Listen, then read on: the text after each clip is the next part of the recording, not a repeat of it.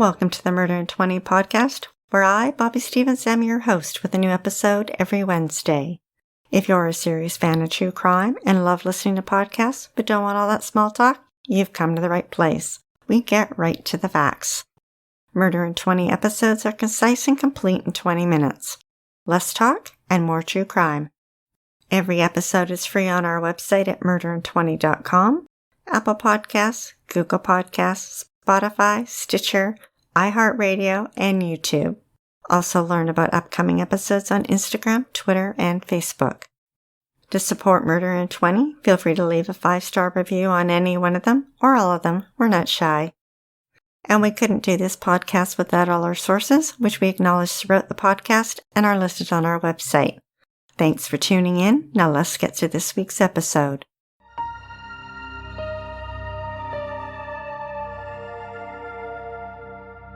This murder happened on Vancouver Island, a place I call home. It's hard to believe that evil can be so close. Teenage murderers are rare, and it's more rare for two with the same psychopathic tendencies to find each other and plan a murder together. Langford is a small city just outside of Victoria. Its population has grown substantially due to its housing affordability, shopping amenities, parks, and trails. And one of those trails is the Galloping Goose, a 40-mile path that runs from Victoria through Langford and out to Souk. Kimberly Proctor lived in Langford with her older brother and her parents. She was a New Year's baby in 1992. Growing up in a close-knit family, she loved animals, including her hamsters, cats, pet rabbit Sunny, and her dog Miko. She was pretty with long chocolate brown hair and soulful dark eyes. She was a typical teenager, chatted online with her friends, and was a fan of Avril Lavigne, a Canadian singer and songwriter. You may recall her hit Skater Boy. Melissa, her best friend since 7th grade, described her as talkative with a great sense of humor. Another friend, Talina, said that she had a big heart and was always laughing. For Kim's sweet 16th birthday, she and her girlfriend stayed up all night dancing and watching movies. Kruse also grew up in Langford, but was a stark contrast. With a thin, wiry frame and light brown wispy hair with bangs that hung in his eyes. The Goldstream Gazette reported that when he was 7 years old, his father confessed to sexually assaulting and strangling to death a 16-year-old girl and was sentenced to life in prison. When Kruse was 10, he went to live with his grandparents for 4 years, then moved in with his mother, but their relationship was rocky. His teachers would say he was gifted but arrogant and anti-female and was violent towards other students, once breaking a teen's head open with a chain. Later, he wrote in his online blog about 17 symptoms of being a serial killer and claimed he met all the criteria. Cameron Moffat also grew up in Langford. His frame was husky and his dark hair cut short in a military style. He was known to have anger issues. As a young child in kindergarten, he pushed other children, lashed out his younger sister and the family dog. Cam struggled in school, both academically and socially. He was suspended in middle school and expelled permanently from secondary school for bringing a box cutter to school. Kruse and Cam met in 5th grade. They skipped classes together to smoke pot and began drinking alcohol by age 10, then escalated to drugs like ecstasy and LSD in their teenage years. They both played video games, including World of Warcraft, an online role-playing game that can be violent. In October 2009, Kim was dating one of Kruse's friends when Cam flirted with her, sending her messages. But she rejected his attempts. Then, when she broke up with Kruse's friend, she went on a couple dates with Kruse, but broke it off via text message. Kruse wasn't impressed that he didn't even get a phone call, and harassed her using MSN chat for an entire month. In March 2010, Kim was in grade 12 and had just learned that she had enough credits to graduate. She was excited as afterwards she planned to volunteer at Wild Ark, a center that rehabilitates wild animals. And one of her favorite pastimes was sewing, and she was going to sew her prom dress with her grandmother. Meanwhile, Kruse had assaulted his mother and was out on probation. At some point, 16-year-old Kruse and 17-year-old Cam discovered they shared the same fantasies of raping and killing women. Together, they made plans to carry out their fantasy. Over a year, they used online chats to hone their plan down to every detail. On Thursday, March 17th, Kruse texted 18-year-old Kim asking to see her. She texted him back, saying she was surprised to hear from him. That night, the two talked on the phone for an hour and made plans to meet at the bus exchange the next morning. Early Friday morning, Kruse and Cam chatted online, going over their plan in detail, including a code word to initiate the attack and a map of where they would dispose of her body. Then Cam went to Canadian Tire and spent $17 on camping fuel. At 10 a.m., Kim arrived at the bus exchange to meet Kruse. She was wearing a hoodie with the number 13. The two walked to his house nearby on Happy Valley Road. But what Kim didn't know is that Cam was hiding inside. Kim begged for her life, telling them she was sorry. Clothing was stuffed into her mouth and duct tape used to tape her mouth shut.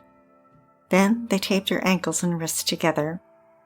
Court records revealed that over the next few hours, they repeatedly sexually assaulted her. At some point, Kruse's probation officer phoned the house. Then they heard a knock on the door and thought it was him. But when Cam looked out, he didn't see anyone. They continued their attack on Kim, mutilated her body with a knife, and strangled her. They placed her body in a freezer in the garage. She was still alive. Cameron would later tell police that it was the biggest adrenaline rush you've ever had. So much so, they immediately wanted to do it again. While Kim's body was lying in the freezer, slowly dying, they texted another young woman, but luckily she declined their invitation. That afternoon, when Kim didn't show up for her babysitting job at 3 p.m., her parents became worried. She was reliable and would never miss a job. They just knew something was wrong. At 9 p.m., her mother called police, and although she hadn't been missing for 24 hours, they took her call seriously and immediately began searching for her. The next day, the teenage killers removed Kim's body from the freezer and put her in a hockey bag. Then they got on the bus. A short ride later, they got off and walked to the Galloping Goose Trail. At a bridge, they ambled down a ravine and set the bag down on a rocky area, poured camping fuel on it, and set her body on fire. Residents in the area heard some screams and noticed a strange smell, but they didn't think anything of it. That part of the trail was used by teens to gather and party in the evenings and weekends, so it didn't seem out of the ordinary. Then the two went about their lives like nothing had happened. Vanity Fair reported that Kruse returned home and spent the day with the girl he was dating, and Cam went to brunch with his mother and grandmother.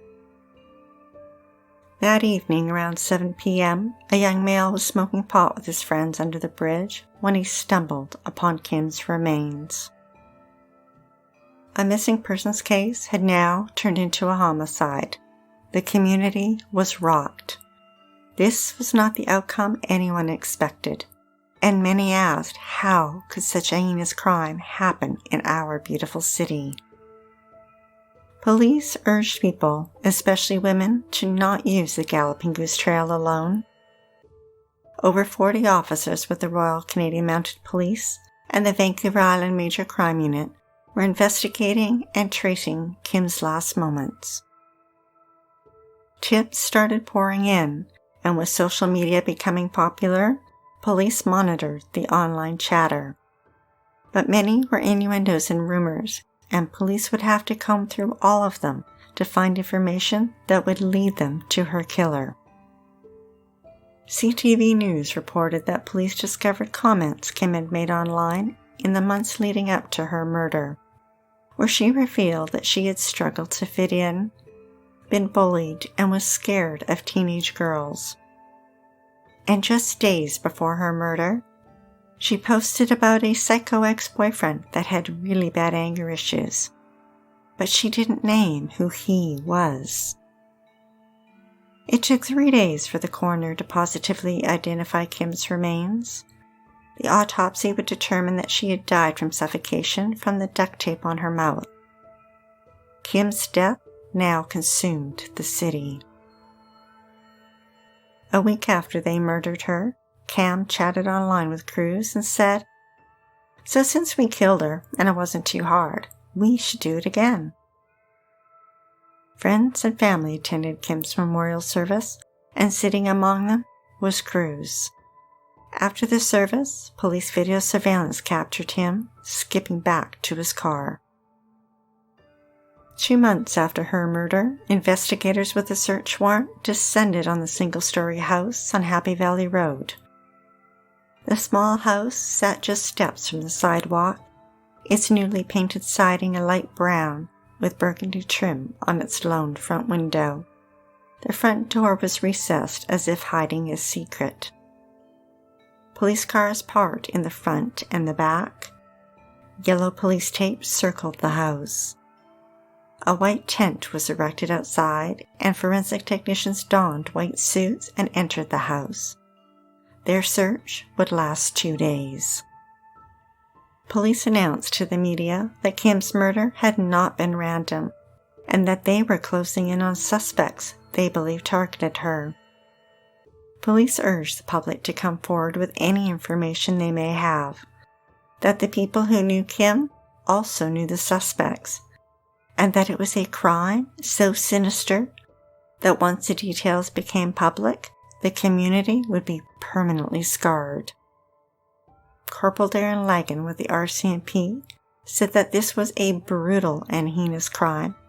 It will be one that the community doesn't forget for a very long time. Now, I remember when this news story broke, and the thing that caught everyone's attention was the word suspects.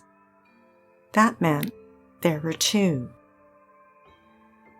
Police invested more than 20,000 hours into their investigation and conducted almost 300 interviews. The thing about teenagers is that they like to talk. They almost always tell someone. And Kruse and Cam were no different in that aspect. They began talking online and revealed that they had chosen her because she was an easy target. One of them said that he had dreamed about killing someone since he was young. But Kim hadn't been their first choice. They had 2 others picked out, but their plans with them didn't work out. It had been almost 3 months since her murder when police brought Cam in for questioning. They interrogated him for 9 straight hours. He was adamant that Kruse was the mastermind and that he only followed instructions. Kruse was also brought in. The 2 were interrogated for 2 full days. Kruse and Cam were arrested and charged with first-degree murder, sexual assault, forcible confinement, and a dignity to human remains. 3 days after their arrest, the 2 made their first court appearance. Their behavior was casual as they talked back and forth. Neither showed remorse. They were held in a youth custodial facility where they remained until their hearing. Both Kruse and Cam were given psychiatric exams, and both were diagnosed as psychopaths with little chance of rehabilitation. A year after her death, Kim's friends gathered to remember her at the bridge along the trail where her body had been discarded. Tears ran down their faces for the friend they missed. Talina told the Saanich News that she thinks about her every day, and that I forget sometimes that she's gone, and I feel like I can still call her. and although the killers' names hadn't been released to the media yet, her friends and the teens at school knew their identity. Her friend Tiffany, who knew them both, said that they were normal guys and gave away little to indicate future homicidal behavior. As their hearing neared, the two killers would turn on each other, each downplaying their own part in the murder and blaming the other for the most disturbing acts of violence. In October, Kim's parents, Fred and Lucy, were brought to the police station and provided with a statement of facts that would be presented in court the next day. Police wanted them to prepare themselves for what they were about to hear. In court, the two killers entered wearing shackles. Neither showed any emotion or remorse. They stared straight ahead at the judge. Not once did they turn to look at the family sitting in the front row. Both Kruse and Cam pled guilty. Afterwards, experts concluded that the killers were unremorseful for their actions and lacked understanding of the severity of their crime, and that their psychopathy and sexual deviance put them at a high risk to reoffend. At their sentencing hearing, prosecutors argued that they should be sentenced as adults. Victoria Buzz reported that afterwards, Kim's parents were ushered into the judge's chambers and asked if they wanted any of the details kept from the public. Fred told the judge not to hold anything back. They wanted the entire country to know exactly what these two monsters had done. On Monday, April 4th, 2011, Justice Robert Johnson said, "It is clear that they were both full and willing participants. Both Kruse and Cam were sentenced as adults to life in prison with no chance of parole for 10 years, in addition to a 5-year term to be served concurrently for indignity to human remains. Their DNA would be submitted to a criminal database, and they would be listed on the sexual offender registry for life. Cam, who was now 19, would serve his time in a federal prison, while Kruse, who was 17, would remain in a youth facility until his next birthday." At the time of their arrest, their names were not made public because they were under the age of 18 and protected by law. However, after their sentencing, the Supreme Court released the publication ban on their names. As the 10th anniversary of Kim's death approached, Cam waived his right to a parole hearing. But in August 2019, Kruse, who had been moved from a maximum security prison to medium security, was up for day parole, which included escorted outings. The parole board noted that in prison he displayed violent outbursts and that he had shared details of Kim's torture and murder with his fellow inmates, and that it disturbed some of them so much that they sought counseling. A recent psychologist report maintained that he was still a risk to reoffend. Kruse's parole was denied. Kim's friends and family live with her loss and the torture she endured every day. And just when they might have a day when things seem to have gotten a little easier, one of her killers will be seeking parole and they will have to relive it again. The house where Kim was murdered still stands, and outside it still looks the same. Even the paint color hasn't changed. The trees and shrubs have grown taller, shrouding the house as if trying to hide the horror that existed within.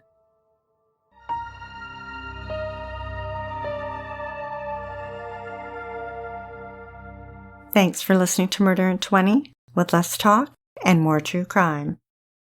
Be sure to tune in next Wednesday for the episode of Jasmine Fiore and Ryan Jenkins. Both sought fame and fortune. She as a model, he as a reality star. When their relationship turned violent, she ended up dead, and Ryan a wanted man. Find out how, after 9 days on the run, he turned up dead in a small-town, seedy motel. We'd like to acknowledge Purple Planet for use of their music and our many editorial sources who are listed on our website. If you're dying to hear more, past episodes of Murder in 20 are available for free at murderin20.com, Apple Podcasts, Google Podcasts, Spotify, Stitcher, iHeartRadio, and YouTube. And every week we announce upcoming episodes on Instagram, Twitter, and Facebook. Until then, stay safe, sleep with the lights on, and don't play with strangers.